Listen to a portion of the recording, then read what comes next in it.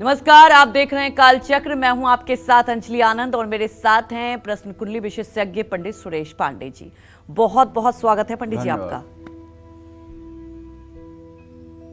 मकान मालिक हैं या किराएदार, घर में है वास्तु दोष तो किस पर होगा वार। घर लेने और देने से पहले 50 बातें रखे ध्यान। तो जी हां, आज का काल चक्र उनके लिए भी महत्वपूर्ण है जिनके अपने मकान हैं और उनके लिए भी महत्वपूर्ण है जो किराएदार हैं। आज का विषय आप और हम सबसे जुड़ा हुआ है, आपके खुद के या किराए के घर से जुड़ा है। आज कुछ ऐसे सवाल हैं, कुछ गलतफहमियां हैं, कुछ बातें हैं जिनका सच पंडित जी से जानना भी बेहद जरूरी है। क्या वास्तु दोष का असर सिर्फ मकान मालिक पर होता है या इसका असर किराएदार पर भी होता है? क्यों कुछ लोगों को किराएदार कभी नहीं फलते? क्यों कुछ लोगों को किराए के घर से नुकसान ही होता है? क्या किराए के घर में दोष है तो वहां रहना चाहिए या उपाय करने चाहिए? ये सब बताएंगे आज पंडित सुरेश पांडे जी। और अपनी चर्चा की हम शुरुआत करें उससे पहले जान लेंगे आज का शुभ मुहूर्त।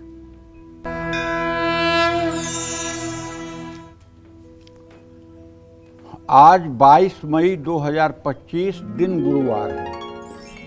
आज ज्येष्ठ कृष्ण पक्ष की 10वीं तिथि रात 1:12 तक है। इसके बाद एकादशी तिथि शुरू हो जाएगी।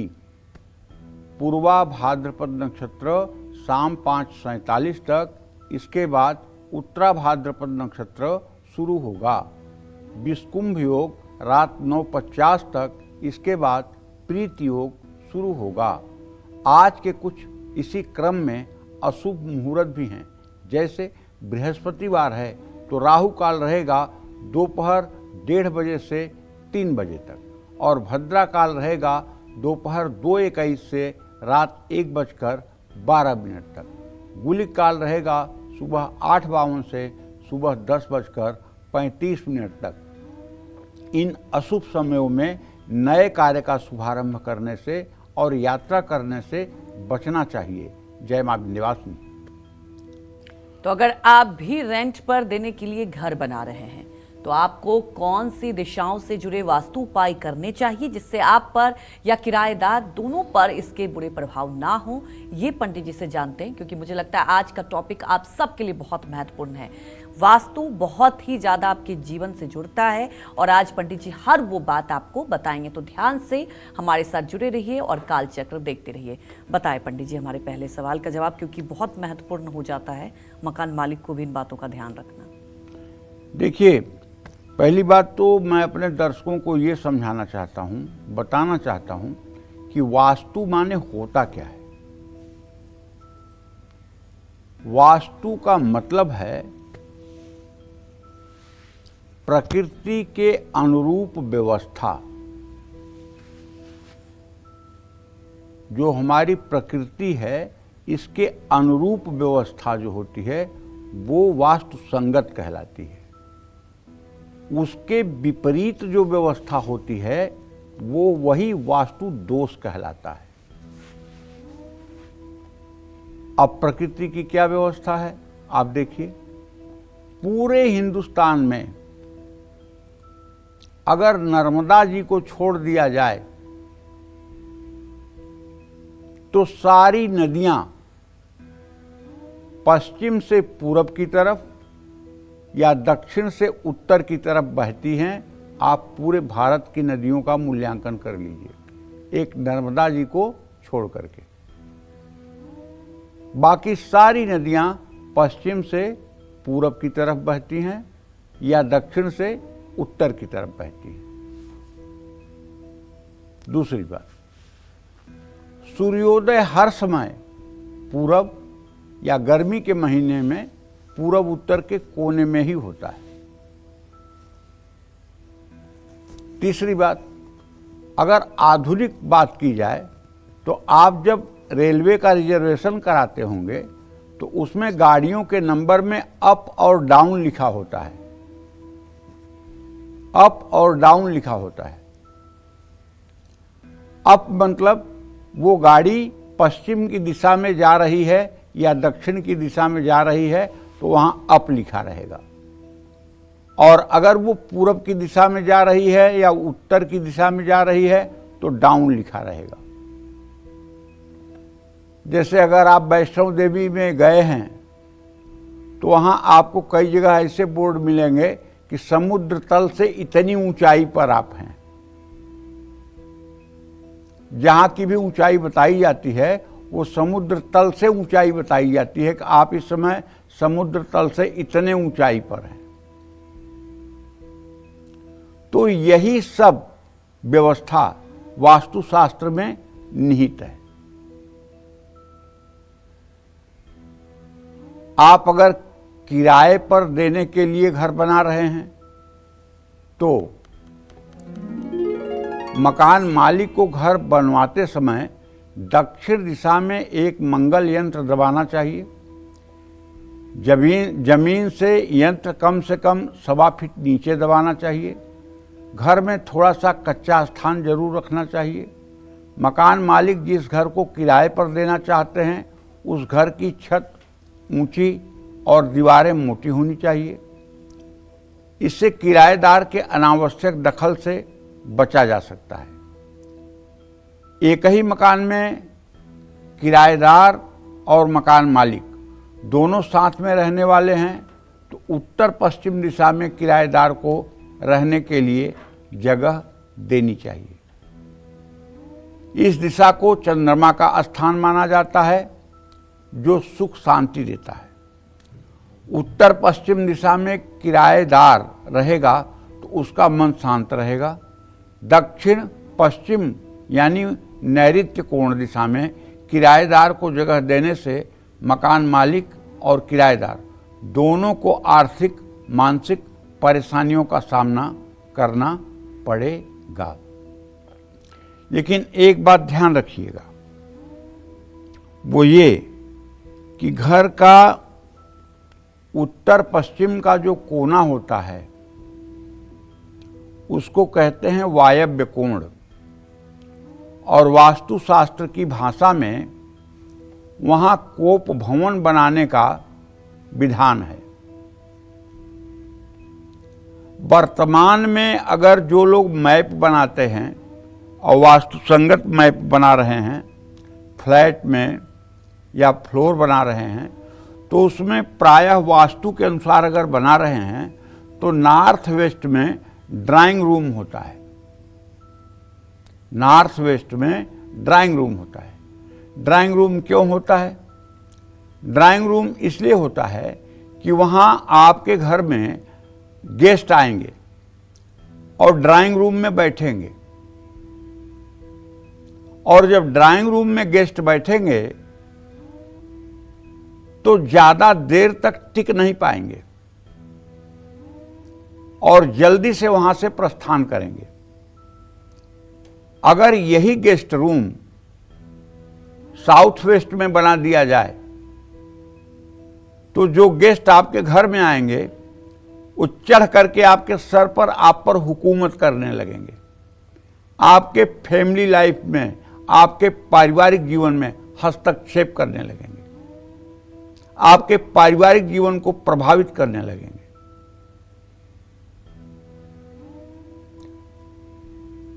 नॉर्थ ईस्ट का जो वायव्य कोण है इसको रुदन कोण भी कहते हैं, कोप भवन भी कहते हैं। महाराज दशरथ के महल में जो उत्तर पश्चिम में कमरा था उसका ही नाम था कोप भवन। जब महाराज दशरथ अपने राजमहल में प्रवेश किए और कैकेयी को उनके कक्ष में नहीं पाए तो दासियों से पूछा कि कैकेयी कहाँ है?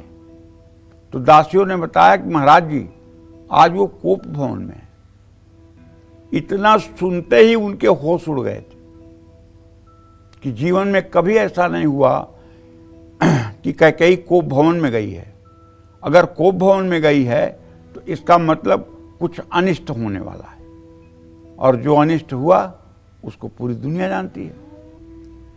तो कहने का मतलब, अगर आप अपने फ्लोर पर किराएदार नहीं रख रहे हैं तो नॉर्थ वेस्ट में जो कमरा है, अगर वहाँ आपका ड्राइंग रूम है तो ओके।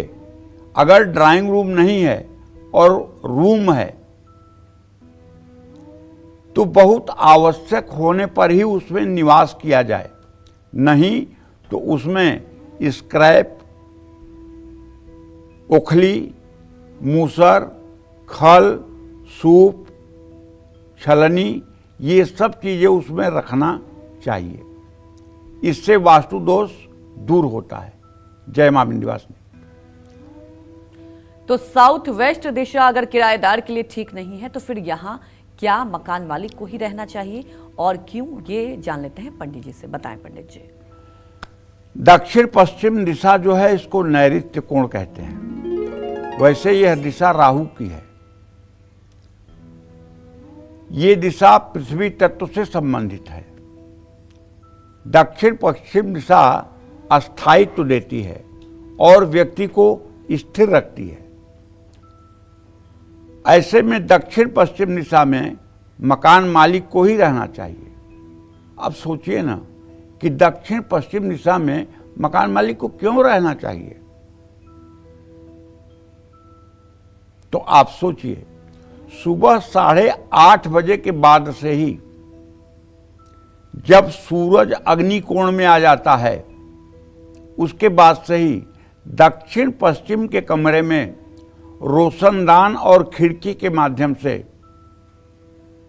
साउथ वेस्ट के कमरे में रोशनी हो जाती है और ये सूरज की रोशनी पूरे दिन उस कमरे में सूर्यास्त तक बनी रहती है। अगर दक्षिण और पश्चिम दिशा में खिड़की है तो पूरे दिन उस कमरे में सूरज की रोशनी रहती है।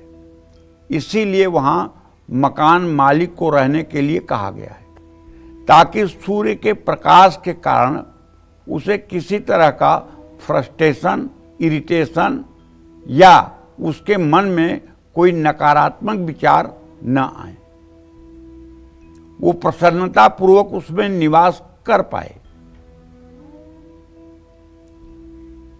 और दक्षिण पश्चिम दिशा में अगर किराएदार रहेंगे तो जल्दी मकान खाली नहीं करेंगे, मकान हड़पने की भी कोशिश करेंगे और किराएदार से विवाद भी होगा और दोनों ही पक्षों का जीवन न्यायालय मुकदमे में कटेगा। घर अगर बहुमंजिला है तो सबसे ऊपर के फ्लोर की दक्षिण पश्चिम दिशा में मकान मालिक को रहना चाहिए। इससे उसका मान सम्मान और रुतबा बना रहता है। इस बात का ध्यान रखना चाहिए। जय मां विंध्यवासिनी। तो चलिए चर्चा को आगे बढ़ाते हैं। अक्सर हम सभी ने अपने आसपास मकान मालिक और किराएदारों के बीच अनबन देखी है। क्या इसके पीछे भी दिशाओं का हाथ है? कहीं आपने गलत कमरे में तो किराएदार नहीं रखे? आइए ये भी जान लेते हैं और इससे जुड़ी जानकारी भी पंडित जी से समझते हैं। बताएं पंडित जी। अब हम बात कर रहे हैं साउथ ईस्ट की, माने अग्नि कोण की। आग्नेय कोण या दक्षिण पूर्व में किराएदार को कमरा देने से उनमें क्रोध और उत्तेजना बढ़ती है, क्योंकि दक्षिण पूर्व अग्नि का स्थान माना जाता है। इस स्थान पर किराएदार रहेंगे तो मकान मालिक के साथ झगड़ा करेंगे। उत्तर पूर्व दिशा में भी किराएदारों को जगह नहीं देना चाहिए। इस दिशा को ईशान कोण कहते हैं। ईशान भगवान शिव का नाम है, वो भगवान शिव का स्थान है। अगर आप देवता के स्थान पर किराएदार को बैठा देंगे तो किराएदार भी आपके लिए देवता ही हो जाएगा। फिर पूजा पाठ उसकी करते रहिए, उसको आप हटा नहीं पाएंगे। आप अगर इस दिशा में किराएदार को रहने देते हैं तो मकान मालिक को आर्थिक नुकसान होने की संभावना बढ़ जाएगी। 2 मंजिला मकान है तो मकान मालिक को ऊपर के हिस्से में और किराएदार को नीचे के हिस्से में रहना चाहिए। घर का गलत हिस्सा किराए पर देने से मकान मालिक की आर्थिक स्थिति और सेहत पर बुरा प्रभाव पड़ता है। मकान की पूरब दिशा में अगर सड़क है तो मकान मालिक को हमेशा घर की पूरब या उत्तर दिशा में ही रहने की व्यवस्था बनानी चाहिए। जय मां विंध्यवासिनी। तो वहीं हमारे एक दर्शक प्रीति जुड़ चुकी हैं हमारे साथ। प्रीति, आप अपने सवाल पूछ सकती हैं। गुरुजी प्रणाम। हाँ, सदा सुखी रहिए। गुरुजी, आज मैंने परसों भी आपको फोन लगाया था, लेकिन उस दिन मैं बहुत जल्दबाजी में थी तो अपने बेटे के बारे में पूछ नहीं पाई। मेरे बेटे का मन पढ़ाई में नहीं लगता है। गुरुजी, वो किस क्षेत्र में जाएगा? कितने साल का है बेटा? बेटा मेरा हो गया है, अभी 15 साल का पूरा हो जाएगा अक्टूबर में, 9 अक्टूबर को। प्रीति, तुम्हारे पुत्र भाव का स्वामी शनि, उससे विद्या भाव का स्वामी शुक्र है। आपके बेटे का पढ़ाई में मन लगे, इसके लिए आप उससे एक मंत्र है, ओम ऐं सरस्वत्यै नमः। ओम ऐं सरस्वत्यै नमः। ये माता सरस्वती का बीज मंत्र है। इस मंत्र को आप किसी तरह से उससे 2 मिनट सुबह शाम करवाइए और इस मंत्र को जहाँ वो पढ़ाई करता है उसके ठीक सामने लाल रंग के कलम से बड़े बड़े अक्षरों में लिख करके और दीवार पर उसके आई कांटेक्ट जहाँ होता हो उसके सामने ये मंत्र चिपका दीजिए, ओम ऐं सरस्वत्यै नमः। और हो सके तो एक वीणा धारण करने वाली माँ सरस्वती का चित्र भी पूरब दिशा में लगा दीजिए और अनंत मूल की जड़ लाल धागे में बांध करके मंगलवार को उसके गले में धारण करवा दीजिए। इससे निश्चित रूप से उसके पढ़ाई पर सकारात्मक असर पड़ेगा। जय मां विंध्यवासिनी। तो हमारे एक दर्शक लखीमपुर खीरी से जुड़ चुकी हैं, आप भी अपने सवाल पूछ सकती हैं। जी, अपने सवाल पूछिए। देखिए, आप चर्चा को आगे बढ़ाते हैं और आज हम लोग चर्चा कर रहे हैं वास्तु दोष को लेकर और पंडित जी आपको महत्वपूर्ण बातें भी बता रहे हैं। तो क्या आपका भी किराएदारों से विवाद होता है? ऐसे में मकान के किस हिस्से में किराएदार रखने चाहिए, ये जान लेते हैं पंडित जी से। बताएं पंडित जी। देखिए, अगर घर का ईशान कोण अर्थात उत्तर पूर्व दिशा अगर कटी हुई है या दबा हुआ है तो किराएदारों से विवाद होना तय। एक दीवार से मिले हुए 2 मकान यमराज के समान होते हैं। मकान की ऊपरी मंजिल का दक्षिण पश्चिम भाग किराएदार की शक्ति और अधिकारों में बढ़ोतरी करता है। इससे मकान पर उनके अधिकार की संभावना बढ़ जाती है। इसलिए किराएदार को नीचे की मंजिल पर ही स्थान देना चाहिए। आपके घर के सामने सड़क है तो घर के उस हिस्से को खाली ना रखें। इस हिस्से में आप खुद रहें, वरना आपको कई परेशानियों का सामना करना पड़ सकता है।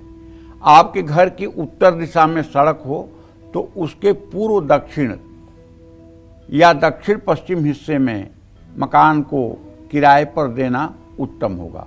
गोदाम, दुकान या ऑफिस किराए पर दिया है तो ये महीनों तक बंद नहीं रहने चाहिए, वरना इनके बंद रहने से भूखंड दोष लगता है।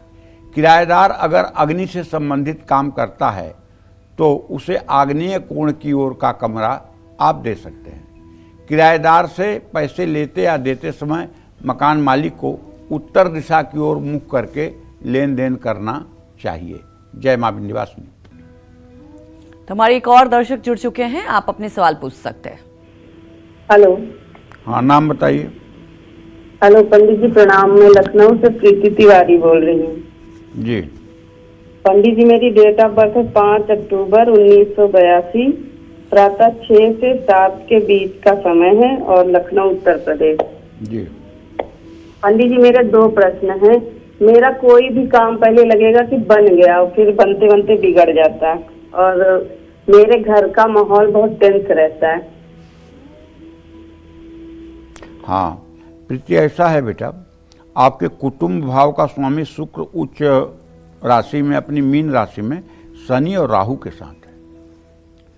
अभी जिस टॉपिक पे मैं बात कर रहा हूँ, ये टॉपिक कहीं न कहीं से आपके घर को भी प्रभावित करता है।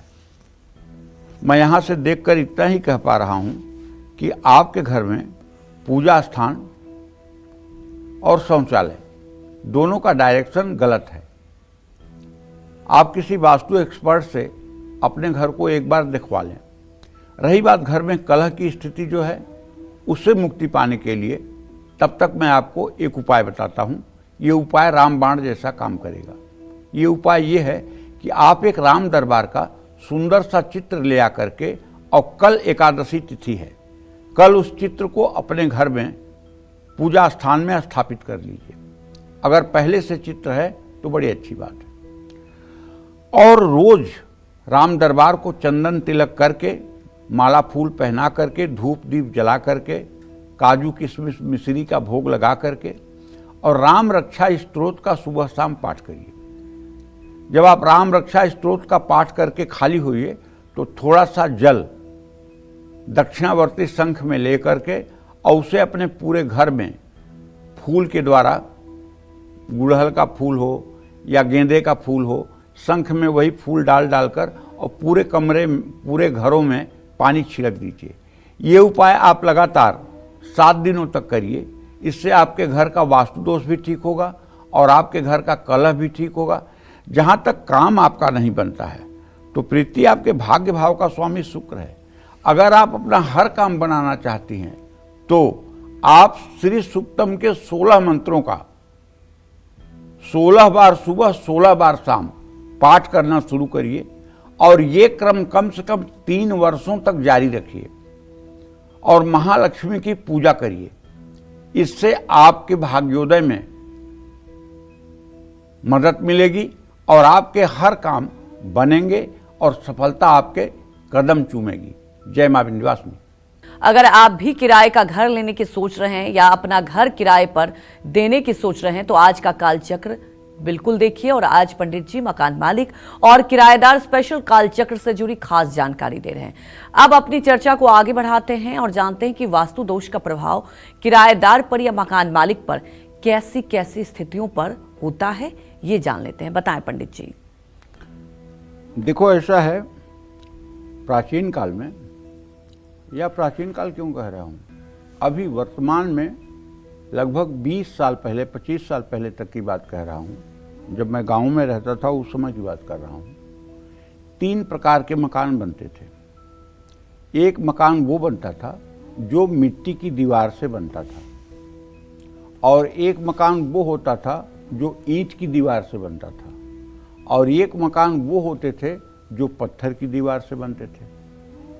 जैसे आपने किला, राजा महाराजा का घर या किसी बहुत संपन्न व्यक्ति का घर देखें तो वो केवल पत्थर से उसकी दीवारें बनी होंगी। इसके बारे में वास्तुशास्त्र कहता है, गृहे मृण्मये चेष्टिका इष्टिभित्ति। अगर घर में मिट्टी की दीवार बनानी है तो घर का जो पिंड बनता है कि घर की लंबाई कितनी रहेगी, चौड़ाई कितनी रहेगी, ये पिंड बनता है। इसके भी बनाने का एक पूरी विधा है जो ज्योतिष शास्त्र में वर्णित है कि पिंडानयन कैसे होता है, कि कितने बाई कितने का घर बनना चाहिए। उस घर से फिर ये पता चलता है कि इसमें आमदनी कितना होगा और इस घर में खर्च कितना होगा, और इस घर की आयु कितनी होगी। ये सब चीजें पिंड से पता चलती हैं। और पिंड बनाते समय इस बात का भी ध्यान रखा जाता है कि घर जो है वो चंद्रवेधी हो, सूर्यवेधी न हो। अब सूर्यवेधी उसको कहते हैं कि जो मकान पूर्व पश्चिम लंबा होगा वो सूर्यवेधी होगा, और जो मकान उत्तर दक्षिण लंबा होगा वो चंद्रवेधी होगा। चंद्रवेधी मकान शुभ होता है, सूर्यवेधी मकान अशुभ होता है। तो इन सब चीज़ों का विचार करके मिट्टी की दीवार होगी तो उसे पिंड के बाहर दीवार ली जाएगी। ईंट की दीवार होगी तो आधी दीवार पिंड के अंदर होगी और आधी दीवार पिंड के बाहर होगी। पत्थर की दीवार होगी तो पूरी दीवार पिंड के अंदर होगी। मेरी समझ से ऐसा शायद इसलिए किया गया होगा, जो मेरा अनुमान है, पता नहीं ये कितना सच होगा, कि जैसे हमारे ऋषि मुनियों ने सोचा होगा कि अगर मिट्टी की दीवार होगी तो उसमें कोई आदमी किसी प्रकार का अभिचार कर सकता है। अभिचार माने समझ रहे हैं ना, जादू टोना भूत प्रेत की स्थापना कर सकता है। इसलिए अगर वो पिंड के बाहर रहेगा और किसी ने दीवार में कर भी दिया तो घर के लोगों के ऊपर उसका असर नहीं पड़ेगा। ईंट की दीवार, आधा पिंड में आधा पिंड के बाहर, तो ईंट की दीवार में अगर कोई इस तरह का विचार कर सकता है, संभावना है, तो बहुत करेगा, आधी दीवार तक करेगा, तब भी उसका घर में रहने वाले लोगों के ऊपर बुरा असर नहीं पड़ेगा। और पत्थर की दीवार में तो मतलब ही नहीं होता है कि कोई किसी प्रकार का जो है अभिचार कर सके, क्योंकि पत्थर तो अगर टूटेगा पूरे घर वालों को पता चलेगा कि पत्थर टूट रहा है। तो इसलिए इस तरह से मतलब कि भित्ति बनाने का विचार है। इसी तरह से घर की ऊंचाई का विचार है। घर की ऊंचाई का विचार ये है कि लंबाई को 6 भागों में विभक्त करके उसमें 4.5 हाथ और जोड़ करके तब घर की ऊंचाई होनी चाहिए। तो बहुत सी चीजें हैं जो वास्तुशास्त्र में वर्णित हैं। पहले ये होता था कि किस दिशा में घर बनाना चाहिए और किसके नाम से घर अच्छा होगा, ठीक है। तो उसके बारे में कहते थे, गरुणोष्ठौ विडालोक्षा सिंह खष्ट्वा स्वात चतुष्टयम नागा सप्त आसुरेकम त्रयम हस्ति द्वयम त्वयि। जैसे आप किस डायरेक्शन में घर बनाने जा रहे हैं तो वहाँ उस गली मोहल्ले या गांव का जो नाम है उसको एक जगह नोट कर लीजिए, और जिस दिशा में जा रहे हैं उसको नोट कर लीजिए, और फिर अपना नाम नोट कर लीजिए। और तीनों का जो साला ध्रुवांक है, गरुणोष्ठौ विडालोक्षा सिंह खट्स्वा चतुष्टयम नागा सप्त आसुरेकम त्रयम हस्ति द्वयम त्वयि, इनको तीनों को जोड़ करके 9 का भाग दीजिए। अगर दशा चंद्रमा बुध बृहस्पति और शुक्र की आ रही है तो घर बनाना उचित, और अगर दशा सूर्य मंगल शनि राहु या केतु की आ रही है तो उस व्यक्ति के नाम से वहां घर बनाना अशुभ होगा। इसका विचार आज नहीं किया जा रहा है, और इसीलिए लोग शायद वास्तु दोष के न होते हुए भी दुख पाते हैं। क्योंकि जहां आपने प्लाट खरीद लिया, जहां आपने फ्लैट खरीद लिया, तो विचार नहीं किया कि किसके नाम से सूट करेगा, और आपने जाकर के उसमें रहना शुरू कर दिया और परेशानियों ने आपको घेर लिया। इसका भी विचार कर लेना चाहिए। वास्तु के शुभ या अशुभ प्रभावों का असर सिर्फ उस मकान में रहने वालों के जीवन पर ही पड़ता है, मकान किसके नाम पर है इसका वास्तु दोष से कोई संबंध नहीं है। किसी के 10 मकान हैं और सभी मकान किराए पर हैं तो ऐसे घर का वास्तु दोष मकान मालिक को प्रभावित नहीं करेगा, बल्कि उसमें रहने वाले लोगों को प्रभावित करेगा। पैतृक संपत्ति से जुड़ा वास्तु दोष है और आप नियमित वहां जाते आते रहते हैं, वहां का उपयोग करते हैं, आपका सामान वहां रखा हुआ है, तो उसका वास्तु दोष आप पर लगेगा। घर में अगर सिर्फ किराएदार रहते हैं तो वास्तु दोष का असर किराएदार पर ही होगा। घर में अगर मकान मालिक और किराएदार दोनों रहते हैं तो वास्तु दोष का प्रभाव दोनों पर पड़ेगा। लेकिन मकान मालिक अगर दूसरे घर में रहता है तो मकान मालिक पर वास्तु दोष का असर नहीं पड़ेगा। इसलिए किराए पर घर लेने से पहले भी मकान के हिस्ट्री को चेक करें, कहीं उसमें कोई बड़ी दुर्घटना तो नहीं हुई है, कहीं उस घर में किसी ने सुसाइड तो नहीं किया है। ऐसे घरों को लेने के पहले जरूर इन सब चीजों का पता लगाना चाहिए।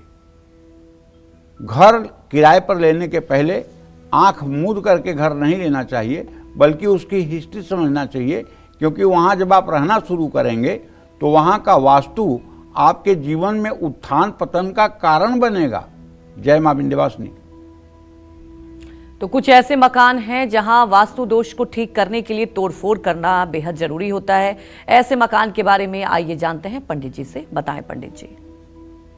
देखिए, जिस घर की उत्तर या पूरब दिशा बंद हो और मोटी दीवार हो, या उत्तर पूर्व दिशा में सीढ़ियां हों, या उत्तर पूरब दिशा में शौचालय हो, तो मैं हाथ जोड़ के कहता हूं ऐसा घर किराए पर ना दें। जिस मकान का उत्तर पूर्वी हिस्सा नीचा है, ऐसे घर को खाली कर देना चाहिए। जिस घर का पश्चिमी हिस्सा काफी खुला हुआ हो, उस घर को तुरंत बदल देना चाहिए। पश्चिम दिशा में पानी की टंकी को बड़ा गड्ढा जमीन पर या तहखाना या कुआं है, तो भी ऐसे घर में नहीं रहना चाहिए। अच्छा, ये तो बात ये हुई ना, लेकिन मान लीजिए आपका घर बना हुआ है, आपके घर के दक्षिण या पश्चिम दिशा में कोई झील है, कोई नदी बह रही है, पक्का मानिए आप दुखी रहेंगे। लेकिन अगर आपके घर के दक्षिण दिशा में या पश्चिम दिशा में कोई पहाड़ है, कोई ऊंची बिल्डिंग है, कोई हाई राइज बिल्डिंग है, तो आप पक्का मानिए कि आपके घर का वास्तु दोष भी होगा, तब भी वास्तु दोष आपको प्रभावित नहीं करेगा।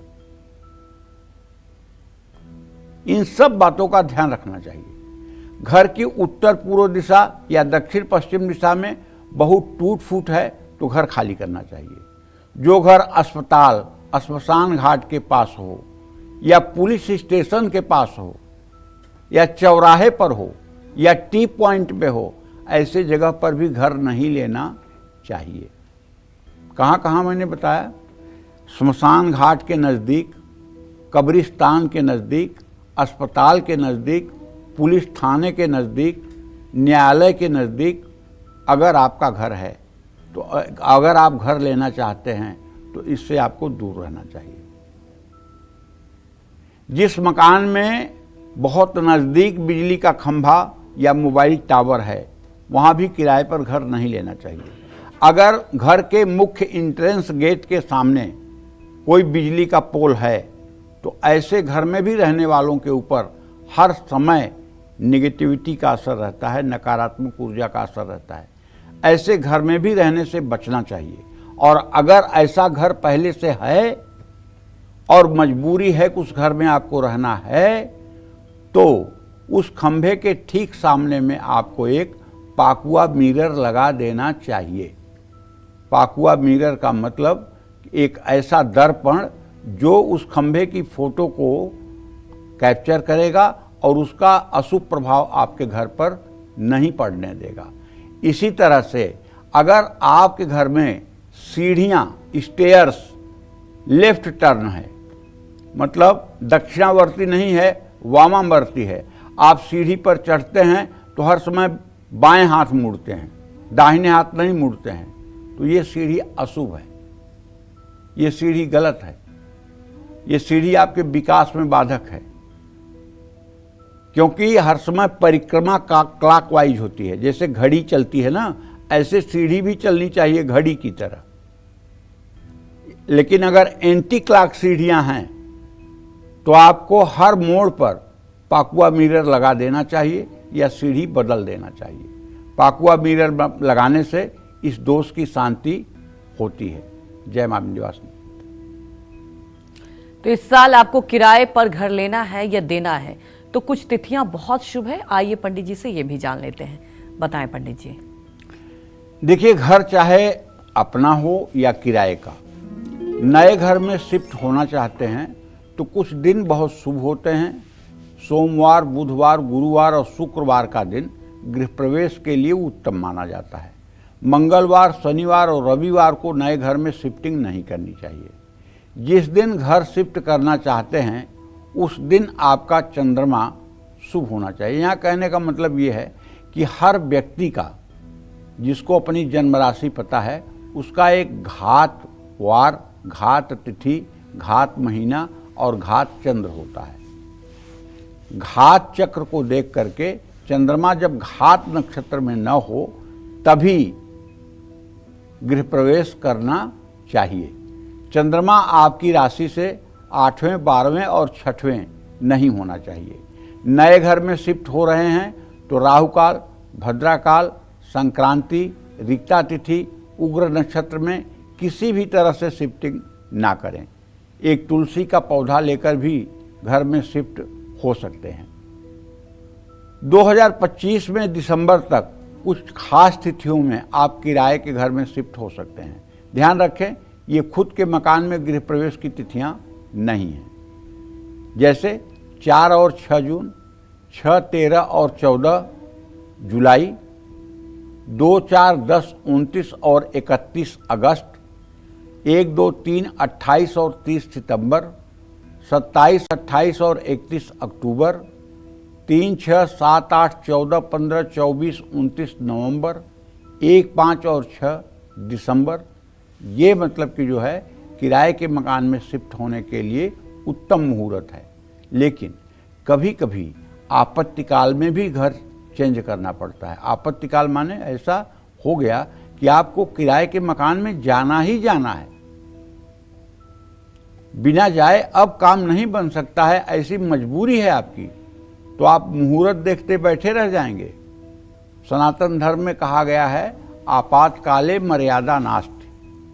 तब आपको किसी भी घर में गणेश गौरी की पूजा करके, सत्यनारायण भगवान का कथा सुन करके आपको घर में प्रवेश करके और निवास करना चाहिए। जब कभी अच्छा मुहूर्त मिले तो उस दिन घर में वास्तु शांति करवा लेनी चाहिए। जय मां विंध्यवासिनी। तो ऊंची बहुमंजिला इमारतों में कहां फ्लैट किराए पर लेना चाहिए या खरीदना चाहिए, आइए जानते हैं पंडित जी से। बताएं पंडित जी। देखिए,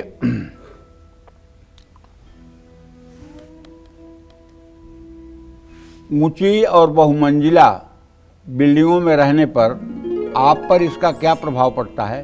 पहली, दूसरी और तीसरी मंजिल पे घर लेना ज़्यादा शुभ होता है। ये जीवन को स्थिरता देती हैं। परिवार और घर के बुजुर्गों के लिए शुभ होता है। ज़्यादा ऊंची इमारतों में रहने से अच्छी हवा और सूरज की रोशनी आती है, लेकिन अगर फ्लैट की दिशा सही नहीं है तो ये शरीर की ऊर्जा को भी प्रभावित कर सकती है। 4वीं मंजिल से लेकर 6ठी मंजिल तक के फ्लैट जिनका मुख पूर्व या उत्तर दिशा में होता है वो शुभ होते हैं। टॉप फ्लोर पर अगर आपके फ्लैट के ठीक ऊपर ओवरहेड वाटर टैंक है तो ये मानसिक तनाव और स्वास्थ्य समस्या दे सकता है। पूरब या उत्तर मुखी फ्लैट किसी भी मंजिल पर हो, उन्हें वास्तु में सबसे शुभ माना जाता है। जय मां विंध्यवासिनी। क्या आपको भी काफी समय से कोई किराएदार नहीं मिल रहा है? आपका घर खाली क्यों पड़ा है? आखिर किराएदार आपके घर में टिकता क्यों नहीं है? आइए जानते हैं। बताएं पंडित जी।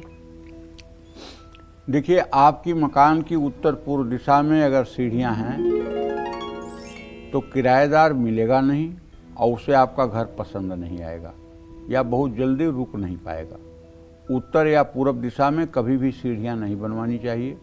उत्तर पूर्व दिशा या दक्षिण पश्चिम दिशा में बाथरूम है तो भी आपका घर किराए पर नहीं चढ़ पाएगा, किराएदार टिक नहीं पाएगा।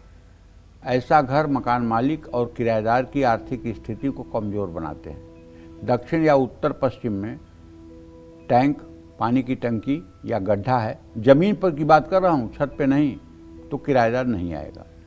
ऐसा घर कानूनी मामलों में उलझा हुआ रहेगा। किराएदारों के साथ विवाद होते रहेंगे, दुर्घटनाओं की संभावना भी बढ़ेगी। लेकिन अगर पानी की टंकियां घर के साउथ वेस्ट के ऊपर रखी हुई हैं तो ये वास्तु दोष नहीं होगा। लेकिन वही अगर जमीन पर गड्ढा होगा साउथ वेस्ट में तो भयंकर वास्तु दोष होगा। इस बात को समझ लें। अगर अंडर वाटर टैंक आपको बनाना है तो सिर्फ आप नॉर्थ में या ईस्ट में बना सकते हैं या नॉर्थ ईस्ट में बना सकते हैं, इस बात का ध्यान रखें। लेकिन नॉर्थ ईस्ट में आपको सेफ्टी टैंक नहीं बनवाना चाहिए। सेफ्टी टैंक का मतलब जहां गंदगी इकट्ठा होती है वो नहीं बनाना चाहिए। वो बनाने के लिए आपको उत्तर पश्चिम के कोने में ही बनाना चाहिए। जय मां विंध्यवासिनी। तो घर को तोड़े बिना वास्तु दोष के बुरे प्रभावों को कैसे कम करना चाहिए, आइए जानते हैं। बताएं पंडित जी। देखिए, घर ना टूटे। किराए के घर में अगर रहते हैं और वास्तु दोष का प्रभाव अपने जीवन पर पड़ने नहीं देना चाहते हैं तो कुछ चीज़ें बिना तोड़ फोड़ के किए बदलें और सुखी रहें। जैसे भारी सामान पश्चिम या उत्तर दिशा में रखें, इससे आपको आर्थिक स्थिति को बल मिलेगा। पूजा घर उत्तर पूर्व दिशा में बना के रखें, ऐसा करने से तनाव से मुक्ति मिलेगी। मास्टर बेडरूम दक्षिण या पश्चिम दिशा में रखें, इससे अच्छा स्वास्थ्य रहेगा, परिवार में सुख शांति रहेगी। ड्रेसिंग टेबल पूर्व या उत्तर दिशा में रखें, ऐसा करने से वास्तु दोष नहीं लगेगा। दक्षिण पश्चिम दिशा में खिड़कियां हैं तो उनको हमेशा के लिए न बंद रखें, थोड़ी देर के लिए बंद रखें और चालू रखें। मोटे और भारी पर्दे टांगें, इससे मानसिक शांति, अच्छी सेहत और मजबूत आर्थिक स्थिति मिलेगी। उत्तर पूर्व खिड़कियां और दरवाजे हैं तो उनको हर समय खुला रखें। दक्षिण पूर्व दिशा में रखा हुआ सामान आपका मान सम्मान बढ़ाएगा, धन आएगा। पैसे, गहने, ATM card, passbook, passport, property के कागज या कीमती सामान दक्षिण पश्चिम में रखें, इससे धन संपत्ति में बढ़ोतरी होती है। घर की दक्षिण पश्चिम दिशा में अंधेरा न रखें और उत्तर पश्चिम दिशा में तेज बल्ब न जलाएं। जय मां विंध्यवासिनी। तो चलिए अब बात कर लेते हैं आज के लकी ईमेल कुंडली विजेता की। और आज की हमारी ईमेल कुंडली विजेता हैं दिल्ली की रहने वाली दिव्या, और इनकी समस्याओं के बारे में पंडित जी से जानते हैं। पंडित जी, इनका डेट ऑफ बर्थ मैं आपको बता देती हूँ। 9/5/1995 है और टाइम सुबह है 9:05। इनका जन्म बिहार मुजफ्फरपुर में हुआ है। पंडित जी, इन्होंने सवाल पूछा है कि मेरी कुंडली में ग्रहों की स्थिति क्या है, भविष्य कैसा रहेगा। साथ ही इन्होंने दूसरा सवाल ये पूछा है, मीडिया सेक्टर में जॉब करती हैं, नौकरी बदलना चाहती हैं, कब और कैसे नई और अच्छी नौकरी मिलेगी। देखिए, ऐसा है कि इनका जन्म तुला लग्न में हुआ है, इनकी जन्म राशि धनु राशि है और इनके ग्रहों की स्थिति ये है कि मंगल और राहु का अंगारक योग इनके शरीर भाव में है। मंगल और राहु का जब अंगारक योग होता है तो ऐसे लोगों के अंदर स्वाभाविक रूप से गुस्सा ज़्यादा आता है। द्वितीय भाव में बृहस्पति है, बातचीत करने में आप जरूर कुशल रहेंगी और आपका व्यवहार अच्छा रहेगा। लेकिन आपके कुंडली में शुक्र ग्रह सूर्य के साथ 11वें भाव में अस्त है, जो आपके वैवाहिक जीवन में बहुत समस्याएं पैदा करेगा और विवाह होने में बहुत दिक्कतें आएंगी। शुक्र की शांति इसके लिए आपको करा लेना चाहिए। आपके विद्या भाव में शनि बैठा हुआ है, जो आपका संतान भाव भी है, और वहाँ सूर्य की पूर्ण दृष्टि है। पढ़ाई यद्यपि आपकी ठीक हुई है, बुद्धि स्थान में बृहस्पति है, लेकिन आजीविका का स्वामी चंद्रमा अपने भाव से 6ठा 8वां है, इसलिए नौकरी में अभी आपके संतुष्टि नहीं है। वर्तमान में राहु की महादशा चल रही है, राहु आपका लग्न में और नीच के नवांशक में है, इसलिए ये दशा बहुत अच्छी नहीं कही जा रही है। पिछले 2 सालों से राहु में जो गुरु का गुरु चांडाल योग आपका चल रहा है, ये आपके लिए हर समय दिमाग में तनाव और अनिश्चितता का वातावरण पैदा कर रहा है। आपको किसी शिव मंदिर में रुद्राभिषेक करके पीला कपड़ा और चने की दाल और दक्षिणा दान करना चाहिए, इससे आपको राहत मिलेगी। फिर राहु में शनि का अंतर 15 नवंबर 2025 से शुरू होगा, जिसमें आपको महामृत्युंजय मंत्र का रोज 108 बार जप करना चाहिए, जिससे आपका स्वास्थ्य ठीक रहे। और विवाह करने की इच्छा होते ही शुक्र ग्रह की शांति करानी चाहिए। 72,000 मंत्रों का शुक्रवार को जप कराना चाहिए, हवन तर्पण मार्जन कराना चाहिए और ब्राह्मणों को भोजन कराना चाहिए। जय मां विंध्यवासिनी। अगर आप भी अपने घर से वास्तु दोष को दूर करना चाहते हैं तो आपको कौन से छोटे छोटे आसान वास्तु उपाय करने चाहिए, आइए जानते हैं। बताएं पंडित जी। देखिए, मुख्य द्वार पर किराएदार अपनी सुंदर नेम प्लेट लगाएं।